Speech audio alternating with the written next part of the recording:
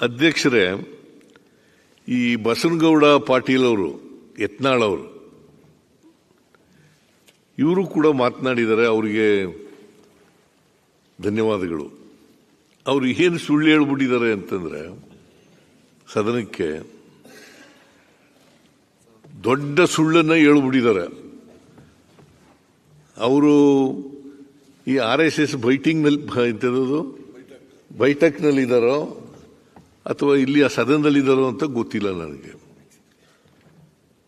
ಏನಂತ ಹೇಳಿದ್ದಾರೆ ಅಂತಂದ್ರೆ,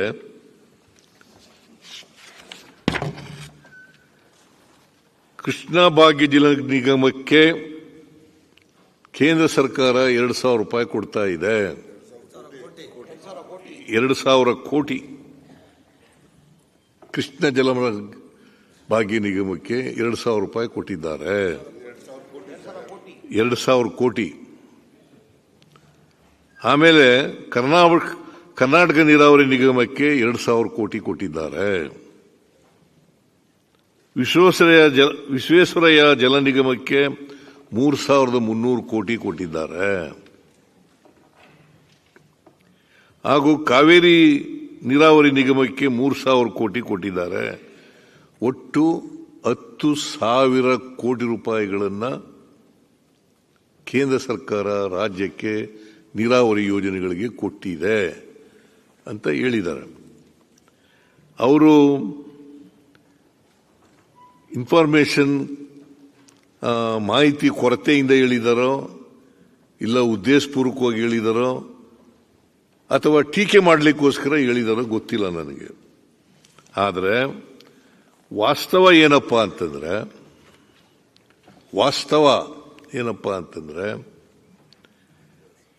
24/1/2025 24/1/2025 ಕೇಂದ್ರ ಸರ್ಕಾರ scheme of special assistance to states for capital investment ಅಂತ ಒಂದು ಪ್ರೋಗ್ರಾಮ್ ಮಾಡಿದ್ದಾರೆ.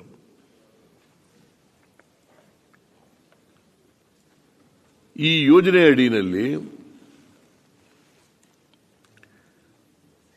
ಎಲ್ಲ ಸ್ಟೇಟ್ಗಳಿಗೆ, ಇದು ಬರೀ ಕರ್ನಾಟಕಕ್ಕೆ ಅಲ್ಲ ಕೊಟ್ಟಿರೋದು, ಎಲ್ಲ ಸ್ಟೇಟ್ಗಳಿಗೆ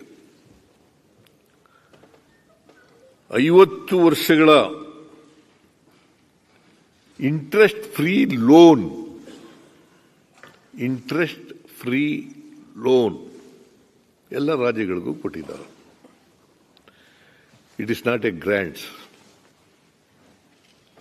ಮತ್ತೆ ನೀವು ಹೇಳಿದ ರೀತಿ ಕೃಷ್ಣ ಜಲ ಭಾಗ್ಯ ನಿಗಮಕ್ಕೆ 2,000 ಕೋಟಿ, ವಿಶ್ವೇಶ್ವರಯ್ಯ ಜಲ ನಿಗಮಕ್ಕೆ 3,300 ಕೋಟಿ, ಕಾವೇರಿ ನೀರಾವರಿ ನಿಗಮಕ್ಕೆ 3,000 ಕೋಟಿ, ಆಮೇಲೆ ಕರ್ನಾಟಕ ನೀರಾವರಿ ನಿಗಮಕ್ಕೆ 2,000, ಆ ಥರ ಕೊಟ್ಟಿಲ್ಲ. ಅದು ಕೊಟ್ಟಿರೋದು ಏನಪ್ಪ ಅಂತಂದ್ರೆ, ಮುಳವಾಡ ಏತ ನೀರಾವರಿಗೆ 200 ಕೋಟಿ, ನಾಟ್ 2,000 ಕೋಟಿ, 200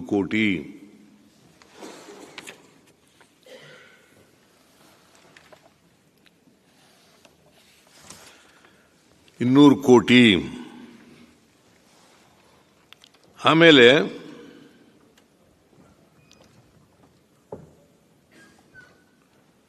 ಮಂಟೂರು ಮಹಾಲಕ್ಷ್ಮಿ ಮೆಳ್ಳಿಗೇರಿ ಮಲಪ್ರಭಾ ಯೋಜನೆಗೆ 200 ಕೋಟಿ,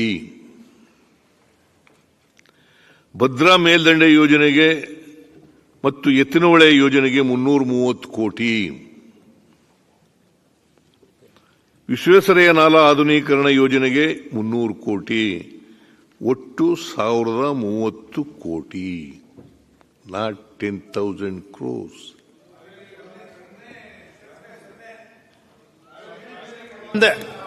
ಜಾಸ್ತಿ ಕಾವೇರಿ ಕೊಟ್ಟಿಲ್ಲ. ಕಾವೇರಿ ನೀರಾವರಿ ನಿಗಮಕ್ಕೂ ಕೊಟ್ಟಿದ್ದಾರಪ್ಪ, ಅವ್ರಿಗೂ. ವಿಶ್ವೇಶ್ವರಯ್ಯ ನಾಲಾ ಆಧುನೀಕರಣ ಅಂತಂದ್ರೆ ಏನು? ಅದೇ ಅಲ್ವಾ? ವಿಶ್ವೇಶ್ವರಯ್ಯ ನಾಲಾ ಆಧುನೀಕರಣ ಅಂದ್ರೆ ಕಾವೇರಿ ನೀರಾವರಿ ನಿಗಮನೇ. ಸೊ ಈ 4 ಯೋಜನೆಗಳಿಗೆ ಒಂದಕ್ಕೆ 200 ಕೋಟಿ, ಇನ್ನೊಂದಕ್ಕೆ 200 ಕೋಟಿ, ಒಂದಕ್ಕೆ 300 ಕೋಟಿ, ಒಂದು 330 ಕೋಟಿ ಕೊಟ್ಟಿದ್ದಾರೆ. ಎಲ್ಲ ಸೇರಿಸಿದ್ರೆ 1030 ಕೋಟಿ ಆಯಿತು. 10,000 ಕೋಟಿ ಎಲ್ಲಿಂದ ಬಂತು? ಕೇಂದ್ರ ಸರ್ಕಾರ 10,000 ಕೋಟಿ ಕೊಟ್ಟಿದ್ದಾರ? ಇಡೀ 2 ವರ್ಷದಲ್ಲಿ 10,030 ಕೋಟಿ ಮಾತ್ರ ಕೊಟ್ಟಿರೋದು. ಅದರಿಂದ ನಿಮಗೇನಾದ್ರು ಮಾಹಿತಿ ಕೊರತೆ ಇದ್ರೆ ದಯಮಾಡಿ ಇಷ್ಟನ್ನ ಮುಂದೆ ಇನ್ನೆಲ್ಲರ ಮಾಡುವಾಗ ಜನರಿಗೆ ತಿಳಿಸ್ತಕ್ಕಂಥ ಕೆಲಸವನ್ನು ಮಾಡಿ. ಅಧ್ಯಕ್ಷರೇ, ಈಗ ಇನ್ನು ಬಜೆಟ್ ಮ್ಯಾಗ ನಾ ಮಾತಾಡೋದಿನ ಅವಾಗ ಎಲ್ಲ ನಾನು ಏನು ನನ್ನ ಬಲ್ಲಿ ಏನು ದಾಖಲೆದೋ ಅದನ್ನು ನಾನು ಸದನಕ್ಕೆ ತಿಳಿಸ್ತೀನಿ. ನಾ ಯಾವುದೇ ಅಂಕಿ ಸಂಖ್ಯೆಗಳನ್ನು ನಾನೇ ಕಲ್ಪಿತವಾಗಿ ಈಗ ಹೇಳಿದ್ನಲ್ಲ, ಅದೇ ನನ್ನ ಬಲ್ಲಿನ ದಾಖಲೆ ಅದ್ರಿ. ಈಗ ನಾ ತಗೊಂಡ್ ಬಂದಿಲ್ಲ. ಈ ಬಜೆಟ್ ಮ್ಯಾಗ ನಾ ಮಾತಾಡೋದಿನ ಅವಾಗ ನಾವೆಲ್ಲಾನು ಏನದ ಕೇಂದ್ರ ಸರ್ಕಾರ ಯಾವ್ಯಾವ ಯೋಜನೆಗೆ ಎಷ್ಟು ಕೊಟ್ಟಿದೆ, ನೀವು ಬಜೆಟ್ನಲ್ಲಿ ಈ ಸಲ ಕೃಷ್ಣಾ ಮೇಲ್ದಂಡೆಗೆ ಯೋಜನೆಗೆ ನೀವು ಎಷ್ಟು ಹಣ ಇಟ್ಟಿರಿ ಅದನ್ನು ನೀವು ಮೊದಲು ಬಹಿರಂಗ ಪಡಿಸ್ರಿ. ಒಂದು ರೂಪಾಯಿ ಇಟ್ಟಲ್ಲ ನೀವು. ಹಾಗಂತೇಳಿ ಸದನದಲ್ಲಿ ಸುಳ್ಳು ಹೇಳದ ಯಾರು ಮಾತಾಡ? ಈಗ ಇದು ಟೋಟಲಿ ಅನ್ಟ್ರೂ. ನೀವು ಕೇಂದ್ರದಲ್ಲಿ ಮಂತ್ರಿ ಆಗಿದ್ದವರು, ಸೀನಿಯರ್ ಮೆಂಬರ್ ಆಗಿರೋರು, ಮುಂದೆ ಮುಖ್ಯಮಂತ್ರಿ ಆಗಬೇಕು ಅಂತ ಆಸೆ ಇಟ್ಕೊಂಡಿರೋರು,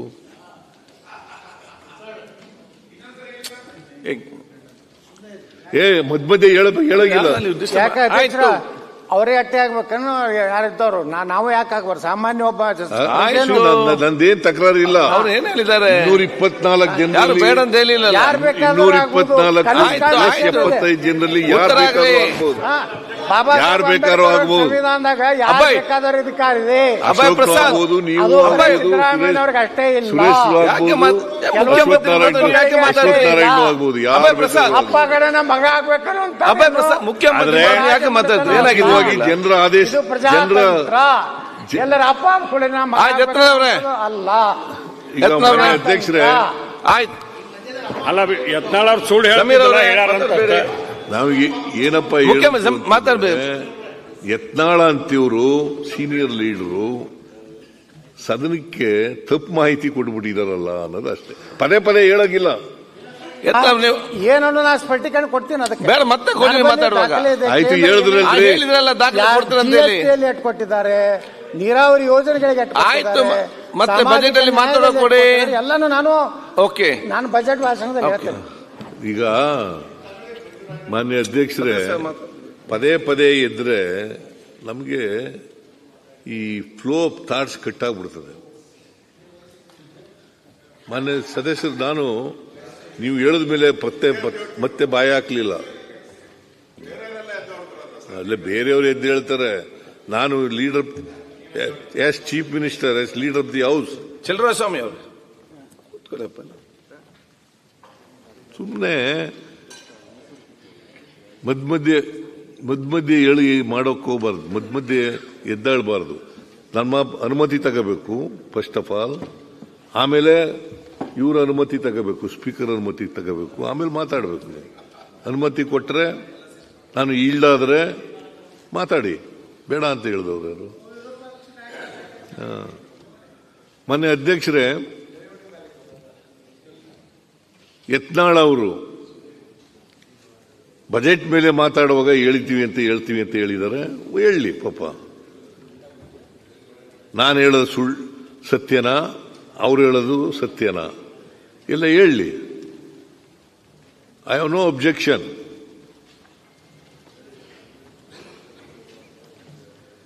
ಸೊ 10,000 ಕೋಟಿ ಬಂದಿದೆ. ಮತ್ತೆ ಅದು ಗ್ರಾಂಟ್ಸ್ ಅಲ್ಲ, ಅನುದಾನ ಅಲ್ಲ.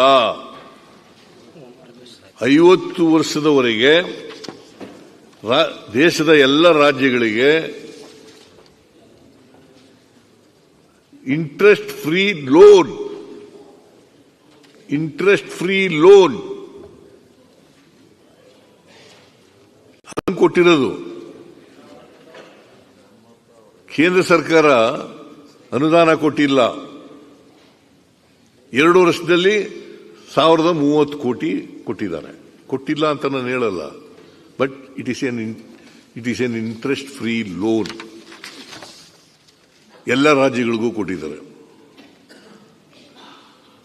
ಸೊ ಇದನ್ನ ಸದನದಲ್ಲಿ ನಾನು ತಿಳಿಸಲಿಕ್ಕೆ ಬಯಸ್ತಾ ಇದ್ದೇನೆ. ವಿರೋಧ ಪಕ್ಷದವರಿಗೆ ಏನೂ ಮಾತಾಡಕ್ಕೆ ಸಿಗಲಿಲ್ಲ.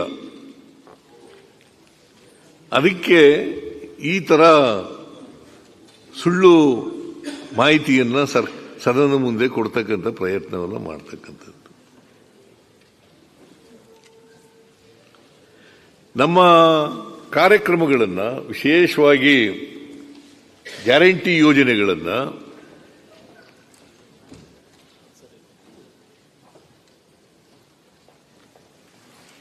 ಮಾಧ್ಯಮಗಳು, ಜನರು, ವಿಧಾನ ಪರಿಷತ್ತಿನವರು, ಅಲ್ಲ ವಿಶ್ವವಿದ್ಯಾನಿಲಯಗಳು, ಆಮೇಲೆ ವಿದ್ವಾಂಸರು ಎಲ್ಲ ಶ್ಲಾಘಿಸಿದ್ದಾರೆ.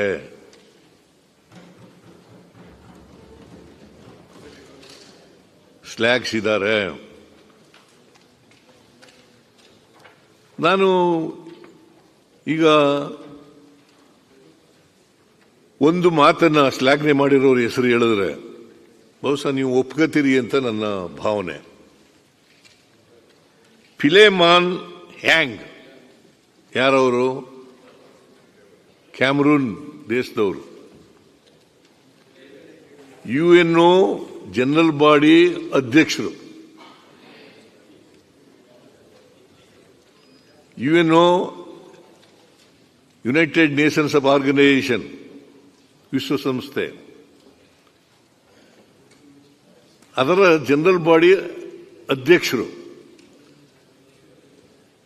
ವೆರಿ ಸೀನಿಯರ್ ಪಾಲಿಟಿಷಿಯನ್, 2 ಬಾರಿ ಕ್ಯಾಮರೂನ್ ದೇಶದ ಅಧ್ಯಕ್ಷರಾಗಿದ್ದರು. ವಿವಿಧ ಇಲಾಖೆಗಳಲ್ಲಿ ಮಂತ್ರಿಯಾಗಿ ಕೆಲಸ ಮಾಡಿದರು, ಅಂಬಾಸಡರ್ ಆಗಿ ಕೆಲಸ ಮಾಡಿದರು. ಅವರು ಹೇಳ್ತಾರೆ, ಕರ್ನಾಟಕಕ್ಕೆ ಬಂದು ನಮ್ಮ ಯೋಜನೆಗಳನ್ನ, ಗ್ಯಾರಂಟಿ ಯೋಜನೆಗಳನ್ನ ಮುಕ್ತ ಕಂಠದಿಂದ ಹೊಗಳಿದ್ದಾರೆ.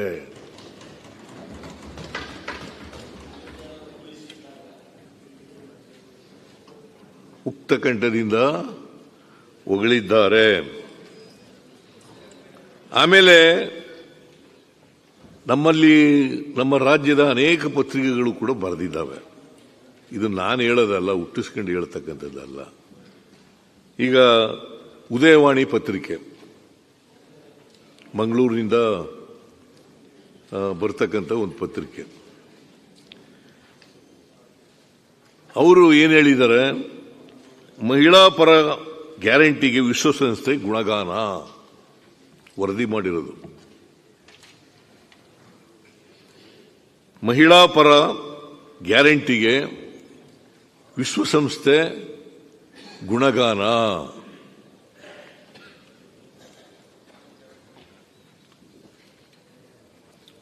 ಕನ್ನಡದ, ಇಂಗ್ಲಿಷ್ನ ಮತ್ತೆ ಕನ್ನಡ ಪತ್ರಿಕೆಗಳು ಈ ತರ ಅನೇಕ ಶ್ಲಾಘನೆ ಮಾಡಿ ಬರೆದಿದ್ದಾವೆ. ಇದು ಸದನದ ಗಮನದಲ್ಲಿದ್ದರೂ ಕೂಡ, ವಿರೋಧ ಪಕ್ಷದ ಗಮನದಲ್ಲಿದ್ದರೂ ಕೂಡ ಸುಳ್ಳು ಹೇಳ್ತಕ್ಕಂಥ ಪ್ರಯತ್ನವನ್ನು ಮಾಡಿದ್ದಾರೆ. ಆಮೇಲೆ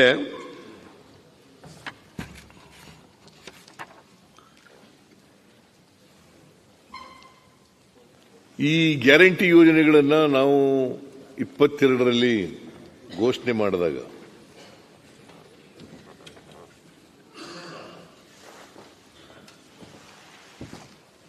ಬೇಕಾದರೆ ನಾನು ಪತ್ರಿಕೆ ಕನ್ನಡ ಪ್ರಭಾದಲ್ಲಿ ಬಂದಿರತಕ್ಕಂಥದ್ದು, ಕರ್ನಾಟಕದ ಪಂಚ ಗ್ಯಾರಂಟಿ ಸ್ಕೀಮ್ಗಳಿಗೆ ವಿಶ್ವಸಂಸ್ಥೆ ಮೆಚ್ಚುಗೆ, ಮಹಿಳಾ ಸಬಲೀಕರಣಕ್ಕೆ ಪೂರಕ ಯಾಂಗ್ ಪ್ರಶಂಸೆ.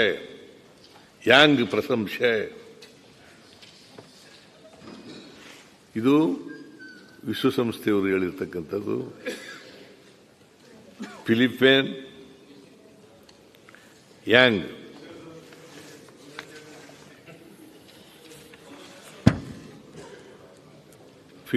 ಫಿಲೆಮಾನ್ ಯಾಂಗ್ ಅವ್ರು ಹೇಳಿರ್ತಕ್ಕಂಥದ್ದು. ನೀವೆಲ್ಲ ವಿರೋಧ ಮಾಡಿದ್ರಿ, ನನಗೆ ಗೊತ್ತಿದೆ, ನೀವೆಲ್ಲ ಹೊಗಳೋದಿಲ್ಲ ಅಂತ ಗೊತ್ತಿದೆ.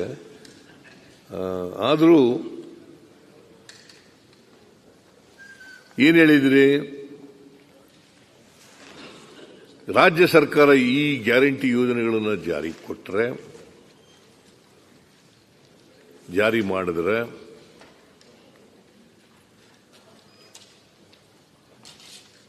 ಆರ್ಥಿಕವಾಗಿ ದಿವಾಳಿ ಆಗ್ಬಿಡ್ತದೆ, ಅಭಿವೃದ್ಧಿ ಕೆಲಸಗಳಿಗೆ ದುಡ್ಡು ಸಿಗಲ್ಲ ಅಂತೆಲ್ಲ ಹೇಳಿದ್ರಿ.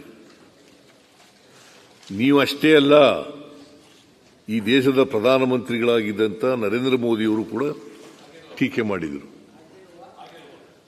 ಆಮೇಲೆ ಏನ್ ಮಾಡಿದ್ರಿ? ಇದೆಲ್ಲ ಹೇಳಿದ ಮೇಲೆ, ಟೀಕೆ ಮಾಡಿದ ಮೇಲೆ, ಕಳೆದ ಪಾರ್ಲಿಮೆಂಟ್ ಚುನಾವಣೆಯಲ್ಲಿ ಈ ಗ್ಯಾರಂಟಿ ಯೋಜನೆಗಳನ್ನು ನಮ್ಮ ಮಾದರಿ ಇದೆಯಲ್ಲ, ಮೋದಿ ಕಿ ಗ್ಯಾರಂಟಿ ಅಂತ ಮಾಡಿದ್ರಿ. ಮೋದಿ ಕಿ ಗ್ಯಾರಂಟಿ, ಮೋದಿ ಕಿ ಗ್ಯಾರಂಟಿ ಅಂದ್ರೆ ಗ್ಯಾರಂಟಿ ಯೋಜನೆಗಳನ್ನು ಟೀಕೆ ಮಾಡಿದವರು, ವಿರೋಧ ಮಾಡಿದವರು ಪಾರ್ಲಿಮೆಂಟ್ ಎಲೆಕ್ಷನ್ನಲ್ಲಿ ಮೋದಿ ಕಿ ಗ್ಯಾರಂಟಿ 2024 ಪಾರ್ಲಿಮೆಂಟ್ ಎಲೆಕ್ಷನ್ ಅಲ್ಲಿ ಹೇಳಿದ್ರು.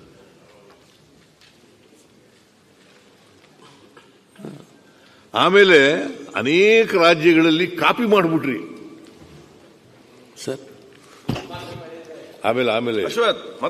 ಆಮೇಲೆ ಅಶ್ವಥ್ ನಾರಾಯಣ್ ಆಮೇಲೆ ಏನಾದ್ರು ಕೇಳ್ರಿ, ಮತ್ತೇನು ಇಂಟ್ರೆಸ್ಟಿಂಗ್ ಇರಲ್ಲ ಸರ್.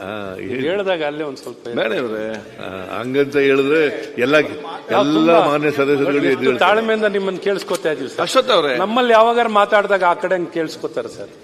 ಎಷ್ಟು ಚೆನ್ನಾಗಿ ಕೇಳಿಸ್ಕೊತಾ ಇದೀವಿ. ಆಯ್ತು. ಏನು ಅಂದ್ರೆ ಗ್ಯಾರಂಟಿ ಬಗ್ಗೆ ನಾವ್ ಹೇಳ್ಬೇಕಾರೆ ಮೋದಿ ಗ್ಯಾರಂಟಿ ಅಂತ ಹೇಳ್ತಾ ಇದೀವಿ. ಈ ರೀತಿ ನೀವು ಸಿದ್ದರಾಮಯ್ಯ ಗ್ಯಾರಂಟಿ ಅಂತ ಏನಾರು ಹೇಳಿದ್ದೀರಾ? ಆಯ್ತು, ಈಗ ನಾನು ಬರೀ ಯೋಜನೆಗಳ ಬಗ್ಗೆ ಹೇಳ್ಕೊಂಡು ಹೋಗಿದ್ದೀರಾ. ಯಾಕಂತಂದ್ರೆ ಸರ್ಕಾರದ ಖಜಾನೆ ದುಡ್ಡು ಕೊಡ್ಲಿಕ್ಕೆ ನೀವು ಆಡಳಿತಗಾರ, ವ್ಯಕ್ತಿ ಪೂಜೆ ಮಾಡ್ತೀರಿ. ನೀವು ಮುಖ್ಯಮಂತ್ರಿ ಮಾತಾಡಬೇಡಿ. ನನ್ನ ವ್ಯಕ್ತಿತ್ವ, ನನ್ನ ಆಡಳಿತ ಗ್ಯಾರಂಟಿ, ಈ ಭಾಷಣ ನೀವು ಯಾವತ್ತೂ ಬಳಕೆ ಆಗಿಲ್ಲ. ಅಶ್ವಥ್ ಅವರೇ ಮಾತಾಡಿ ಕೂತ್ಕೊಳ್ಳಿ. ಅಧ್ಯಕ್ಷರೇ, ತಾವು ದಯವಿಟ್ಟು ಅವರು ಮಾತಾಡುವಾಗ ಮಾನ್ಯ ಮುಖ್ಯಮಂತ್ರಿಗಳ ಮಧ್ಯೆ ಮಾತಾಡ್ಲಿಲ್ಲ. ಅವರ ಲಯ ತಪ್ಪು ಅಂತ ಆಗ್ಬಾರ್ದು. ಮುಖ್ಯಮಂತ್ರಿಗಳು ಮಾತಾಡೋದಾದ್ರೂ ತಾವು ಯಾರು ಮಾತಾಡಿದ್ರು ಭಯ ಆಗ್ತಾರೆ. ಆಯ್ತು, ಯಾರು ಮಾತಾಡಿದ್ರು ಅವ್ರು ಭಯ ಆಗ್ತಾರೆ. ಆಯ್ತು, ನೀವು ಬಾಯ ಪ್ರತಿಪಕ್ಷ ನಾವು ಗೌರವದಿಂದ ನಮ್ಮ ಮುಖ್ಯ ನೋಡಿ ಅಶ್ವಥ್ ಅವರೇ, ನೋಡಿ ರಿಪ್ಲೈ ಆಗುತ್ತಾನೆ, ಕೇಳೋಲ್ಲ. ರಿಪ್ಲೈ ಆಗೋದನ್ನ ಮಾತಾಡ್ಬೇಕು. ಕೂತ್ಕೋ ದಿನಕ. ಇವರಿಗೆ ನಾವು ಮುಖ್ಯಮಂತ್ರಿಗಳು ಉತ್ತರ ಕೊಡುವಾಗ ತಾವು ಆಯ್ತು ಆಯ್ತು ಸಮಾಧಾನ ಕೂತ್ಕೊಳ್ಳಿ ಎಲ್ಲರೂ. ಮುಖ್ಯಮಂತ್ರಿ ಮುಂದುವರಿಸಿ. ಮುಖ್ಯಮಂತ್ರಿ ಮಾನ್ಯ ಅಧ್ಯಕ್ಷರೇ,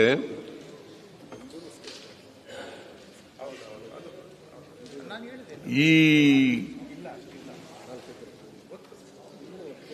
ಬಿಜೆಪಿಯವರು ಮೋದಿಯವರನ್ನ, ಪ್ರಧಾನಮಂತ್ರಿಗಳನ್ನ ವ್ಯಕ್ತಿ ಪೂಜೆ ಮಾಡ್ತಕ್ಕಂಥದನ್ನ ಕಲ್ತ್ಕೊಂಡಿದ್ದಾರೆ, ಅದನ್ನೇ ಮಾಡ್ತಾ ಇದ್ದಾರೆ. ನಾವು ವ್ಯಕ್ತಿ ಪೂಜೆಯನ್ನ ಮಾಡಲ್ಲ. ಅದರಿಂದ ಸಿದ್ದರಾಮಯ್ಯನ ಗ್ಯಾರಂಟಿ ಅಂತ ಹೇಳ್ಕೊಳಕ್ ಬರಲ್ಲ. ನೀವು ಕೂತ್ಕೊಳ್ರಿಯಪ್ಪ. ಮಾಡಿದ್ದೇ ಕಾಂಗ್ರೆಸ್ ಅವರು. ಸುರೇಶ್ ಕುಮಾರ್ ಸೇವಕ ಅಂತ ಬರುವ ಅಂತ ಒಬ್ರಿದ್ರು. ನೀವು ಕಾಂಗ್ರೆಸ್ ಅಲ್ಲಿ ಇರ್ಲಿಲ್ಲ. ನಮ್ಮ ಜೊತೆ ವಿರೋಧ ಬಣದಲ್ಲಿ ಇದ್ರಿ. ಅವರೊಂದು ಮಾತು ಹೇಳಿದ್ರು, Indira is India, India is Indira ಅಂತ, ಅದಕ್ಕಿಂತ ವ್ಯಕ್ತಿ ಪೂಜೆ ಬೇಕಾ ಸ್ವಾಮಿ? ಆಯ್ತು ಅದಕ್ಕಿಂತ ಆಯ್ತು ಆಯ್ತು, ಚರ್ಚೆ ಬೇಡ ಈಗ. ಆಯ್ತು ಕೂತ್ಕೊಳ್ಳಿ ಸುರೇಶ್ ಅವರೇ. ಸುರೇಶ್ ಅವರು ನಿಮ್ಮ ಮ್ಯಾನಿಫೆಸ್ಟೋನಲ್ಲಿ ಹೇಳ್ಕೊಂಡಿರೋದು ಭಾರತೀಯ ಜನತಾ ಪಕ್ಷದ ಮ್ಯಾನಿಫೆಸ್ಟೋ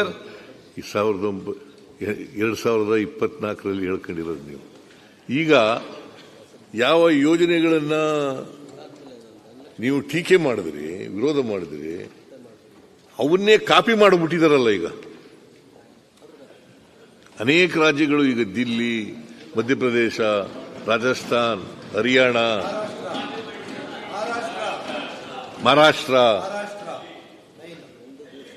ಎಲ್ಲ ಕಾಪಿ ಮಾಡಿಬಿಟ್ಟಿದ್ದೀರಿ ಈಗ.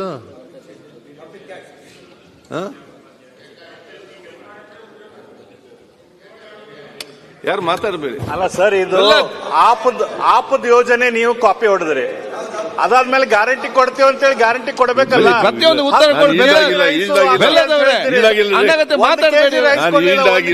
ಕೊಡ್ಲಿಲ್ಲ ಪಾಪ. ನೋಡಿ ಈ ರೀತಿ ನೀವು ಮುಖ್ಯ ಮಾತಾಡಲಾಗ ಬೆಲ್ಲದವ್ರೆ ಮೋದಿ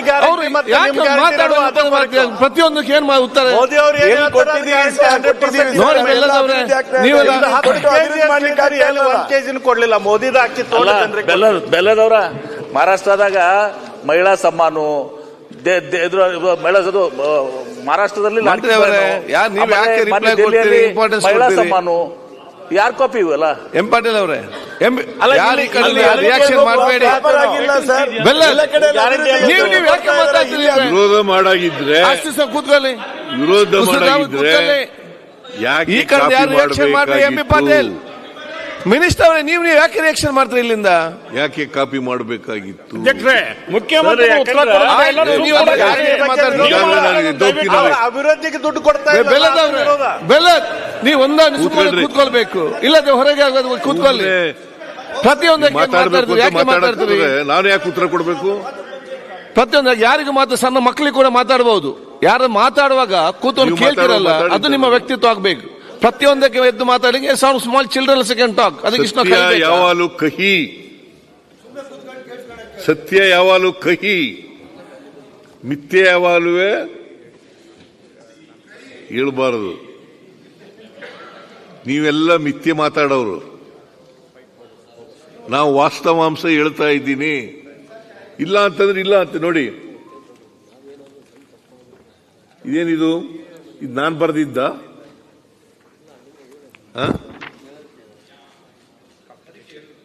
ನಾನು ಬರೆದಿದ್ದೇನ್ರಿ ಇದು? ಮೋದಿ ಕಿ ಗ್ಯಾರಂಟಿ 2024 ಫಿರ್ ಏಕ್ ಬಾರ್ ಮೋದಿ ಸರ್ಕಾರ.